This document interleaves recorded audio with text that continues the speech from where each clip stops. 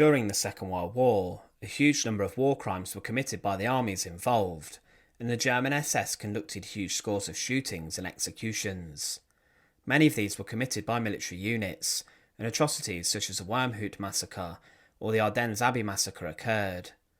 A very few number of SS generals were ever brought to justice for their war crimes, and one of these that evaded execution was Joachim Peiper, a tank commander in the Waffen SS. Peiper had also been a personal assistant to SS Reichsführer Heinrich Himmler. Peiper was killed after the war, and he was targeted whilst living inside of a French village. In 1976, French anti-Nazis attacked and torched his house, and inside the burning building, the remains of the once SS officer was found charred. But what did he do during his career inside of the military, and what crimes did he commit? Join us today as we find out, and remember to support our channel. Please make sure to subscribe. At the age of 18, Joachim Peiper joined the Hitler Youth. He then, in October 1933, volunteered to join the SS, and then was a member of the Cavalry SS. He served under Nazi zealots, who would ruthlessly execute Jews during the Second World War, but Peiper's skill as a military leader was noted. He was sent on a leadership course, and it was concluded that throughout his career in the SS, he would be an arrogant superior. He continued to train as a military officer, and became ingrained further in the Nazi Party's ideology. But in June 1938, after impressing inside of the organisation, Heinrich Himmler recruited Peiper to become one of his adjutants, and he accompanied the head of the SS on a tour of duty, and he took part in a number of administrative tasks, and trained further to go higher inside the SS. He worked as a staff officer in the anteroom of the SS main office, and grew closer with Himmler, and Peiper also had a great amount of respect for him. He accompanied Himmler on further visits, and as the Second World War broke out with the invasion of Poland, on the 1st of September 1939, Peiper travelled with Himmler himself on his personal train. He would act as a go-between for Himmler and Hitler, and he met Adolf Hitler a number of times. As soon as the war broke out, the war crimes began, with Himmler and Peiper personally witnessing the executions of 20 Polish leaders who led resistance against the Nazis. He witnessed the power that execution had to terrorise the population, and he encouraged the executions of members of the Polish intellectual sector, and he also witnessed the methods of ethnic cleansing used by the Germans to depopulate Polish lands. On the 13th of December he witnessed more killing at an Action T4 centre, where mentally ill patients were being gassed inside of a hospital. He wrote of this: "The gassing action was done before a circle of invited guests. The insane were led into a prepared casemate, the door of which had a plexiglass window. After the door was closed, one could see how, in the beginning, the insane still laughed and talked to each other, but soon they sat down on the straw, obviously under the influence of gas. Very soon they no longer moved."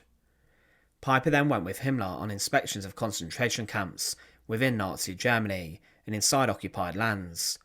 He visited Neuengamme and also Sachsenhausen, and he remained close with Himmler. Further visits to camps occurred at Buchenwald and Flossenburg, and Peiper kept witnessing executions and killings conducted by the SS and other Nazi officials. The pair would follow the Battle of France, as the Germans captured France with ruthless efficiency. Peiper then became a platoon leader of a tank division, and was noted for good service capturing a French artillery battery. He was awarded the Iron Cross 2nd and 1st class because of his audacious soldiering, and Peiper then stole a French sports car to use back home.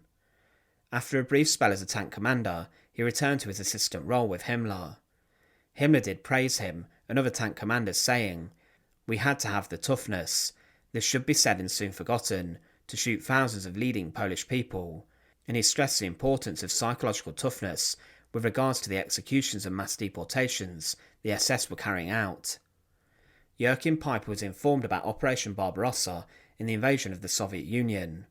He was given 4 months to help prepare Waffen SS soldiers of his Kampfgruppe Peiper to take the fight to the Red Army.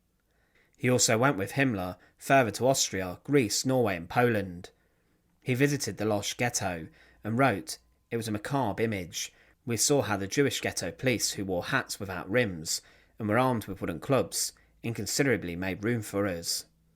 He was also present at an SS conference where Himmler gave a speech outlining the plans for killing 30 million Slavs in Eastern Europe, and following Operation Barbarossa, Himmler and Peiper inspected the work of the Einsatzgruppen, who carried out massacres of civilian populations. But in October 1941, Peiper was reassigned as a tank commander, and he fought with the 1st SS Panzer Division, Leibstandarte SS Adolf Hitler on the Eastern Front. He took command of 11th Company and was known for his aggressive leadership in battle, and he had many victories, but they did come at a price of German tanks and casualties. Upon his advances, Einsatzgruppe D would follow and kill civilians, Jews, commissars, and Red Army prisoners of war. Peiper continued to fight on and was briefly transferred to France with his division before he was sent back to the Eastern Front. He fought in a number of different battles, including hand-to-hand combat against Soviet ski battalions, but one of his crimes occurred in a village of Krasnaya Polyana. As Peiper and his men entered the village, he found a number of his medical officers slaughtered by Soviet soldiers. Peiper then responded by burning down the whole village, and he ordered every single person inside there to be shot dead. Further awards for combat came, and his unit became known as the Blowtorch Battalion for their torching of 2 Soviet villages and shootings of the civilians there. Many more civilians succumbed to the fires lit by his group. Kampfgruppe Peiper were transferred to Italy, and Italy at the time was signing a surrender and armistice with the Allies. But on the 19th of September 1943, during a firefight with Waffen-SS soldiers, partisan fighters of the Italian resistance movement killed 1 soldier and captured 2 other German men inside of Boves. The SS tried to rescue their comrades, and Peiper and his soldiers then took control of the roads in and out of the town. Peiper then threatened to destroy the whole place if the prisoners were not released. They negotiated for the release and the recovery of the SS soldier's body, but despite this being successful for the Germans, Peiper ordered his men to kill 24 of the men inside the village in retaliation, and they also slaughtered a woman when they looted and burned her house down. Peiper then returned back to the Eastern Front, and his aggressive leadership style led to him attacking Red Army battalions with all the weapons he had, and even his flamethrower from his armoured fighting vehicle. His men then burned down another village. He was a destroyer of settlements and was then sent back to help defend Normandy. To toughen up his soldiers, he instigated brutal training regimes and rituals, where new soldiers were shot dead if they did not meet expectations. Peiper then forced new recruits to stare at the corpses, and even killed some of his own SS soldiers to improve discipline. He did suffer a nervous breakdown and was relieved of command on the 2nd of August 1944, and then during the Battle of the Bulge he was brought back. Kampfgruppe Peiper fought on, and Peiper's tank division fought heavily against the US Army and tried to defend as well as they could. But on the 17th of December 1944, Joachim Peiper's tanks and half-tracks came across a lightly armed convoy of around 30 American vehicles at the Balnaise crossroads near Malmedy.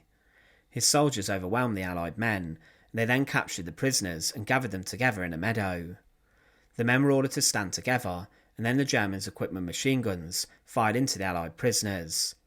They were supposed to take them as prisoners of war, but Peiper was frustrated that the prisoners slowed down his advancement, so this is where the order to kill came from. 84 soldiers were killed and their bodies were left in the snow. Peiper's men continued to murder other American prisoners of war, and murders of POWs and civilians occurred in scores of settlements in the middle of December 1944.